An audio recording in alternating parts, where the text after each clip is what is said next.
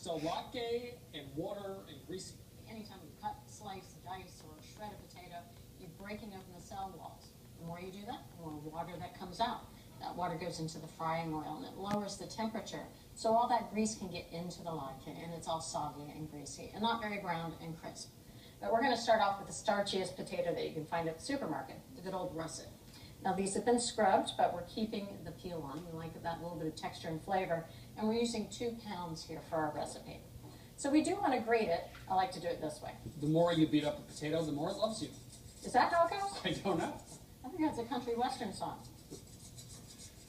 And we want nice little shreds. We don't want super long shreds of potato. So you can see this new potato comes out and it's nice and golden color or white, but the potato on the bottom, it's a little bit red. Well, that's just the potato oxidizing. It starts to turn color, but it will in no way inhibit this recipe. We're just trying to stop you from panicking, knowing I was Yeah, good luck with concerned. that. All right. So now we're going to add a little bit of onion. And we also grated the onion. This is just a half cup of grated yellow onion, because that way we don't have to pre-cook it. Along with a little bit of salt. This is a teaspoon of table salt. And I just want to toss this together. All right, so that looks fine. Now, there's still a ton of water left in here. So what we could do is we could add more salt, let it sit over a colander and let it drain away. But that just takes too much time and it really doesn't get rid of enough moisture. All right, so what I want to do is dump half of this mixture out into a clean kitchen towel. And we're just going to gather up the sides here, make a little bundle. And I'll set this over a measuring cup and I'm going to squeeze. You see that liquid coming out, that's all that water. There's a lot of starch coming out too. We want to let this sit there and kind of settle, and what's going to happen is all the starch is going to fall to the bottom of the cup and all the water will stay on the top, and that's good because we need that little bit of separation in order to divide it out later on. All right, and we'll do the same with the rest of it. That is more water than I thought would come out. Yeah, and so all of that would have been in our latke. All right, we just put that aside, and we'll add this potato mixture right to our bowl. So to this mixture, we are going to pre-cook it. We're going to do this in the microwave. You know, we often will pre-cook potatoes before we fry them or bake them. It gives it a head start on cooking. But we found actually in the microwave, when we just warmed up the potato, it didn't just speed up the cooking, it actually changed and improved the texture of the latke itself. They weren't as greasy and they were very crisp. So I'm just going to cover this bowl and I'll put it in the microwave for about 1 to 2 minutes. Stir it with a fork every 30 seconds to make sure that it's heated through. We want it to be nice and warm but not too hot. All right, so these potatoes are warmed up. We just move this right to the side. And again, they're not too hot. That is perfect. So now we want to let these cool down for about 10 minutes. Spread them out on this baking sheet so that they can cool nice and quick. All right, so it's time to start cooking our latkes, and I have a skillet here with about 1/4 inch of oil. So we're going to let this heat up over medium-high heat until it just starts to shimmer.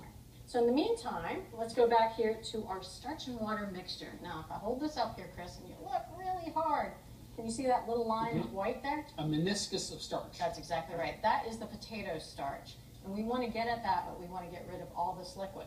So I'm going to go ahead and pour this carefully off, and just until I get to the point of that starch. And the beauty of this recipe is we know that's the right amount of starch for the recipe because it came out of the same potato.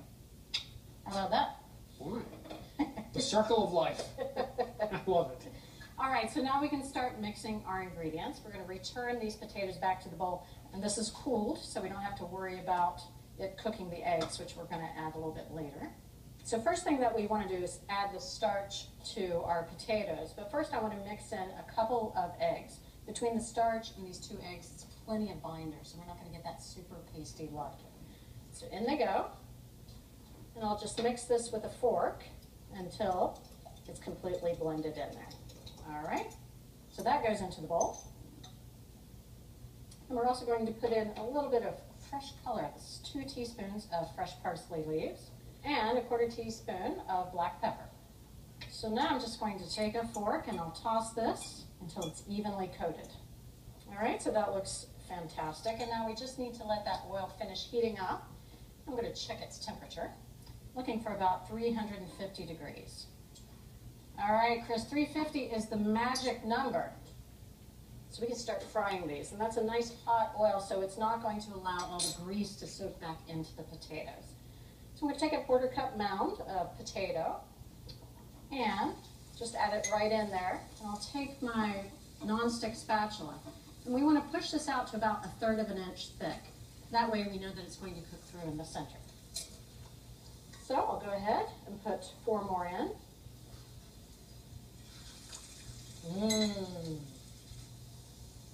All right, last one in. All right, 3 minutes on that first side. This should be nice and brown. Isn't that gorgeous? It's gorgeous. All right, so again, we're going to let this go for another 3 minutes on the second side. We're looking for that same color. All right, so that second side is nice and beautiful. So just turn this off. We're going to drain these quickly on a sheet of paper towels. And that way we can whisk away any kind of extra grease that's sitting right on the outside. All right, so that looks great. Now we do want to keep these warm because we're going to need to fry another batch exactly the same way. So I'm going to go ahead and put these in a 200-degree oven. I'm going to slide these right onto the baking sheet and keep them warm. Now, one wouldn't think there's a lot of science to something as simple as a potato and a fried potato, but there is.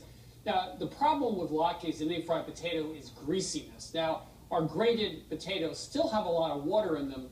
That hot oil can't get into those potatoes until some of that water comes out in the form of steam. So we want to protect the potato, we want to keep the water in. How do you do that?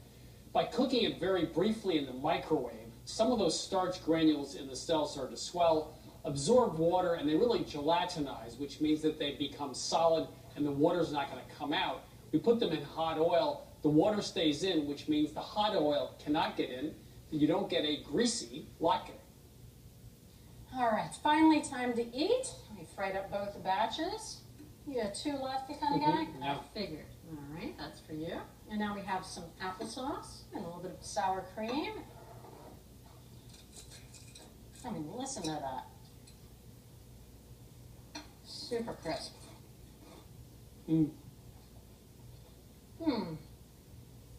Excellent. I mean, the interior is completely cooked through, so we don't have any of that raw potato or raw onion. And it's not soggy or greasy at all. So the secret to great latke started, of course, with grated potatoes that were squeezed dry. We put those potatoes in a microwave to pre-cook them slightly to set the starch granules. Reserve water had some starch in it. I went back in with a couple eggs to form our latkes, also with some grated onion. In a 350-degree oil, just a 1/4 inch thick on both sides.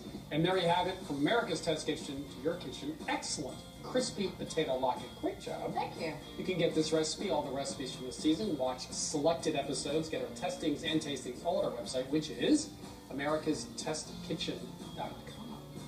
Excellent. Thank you.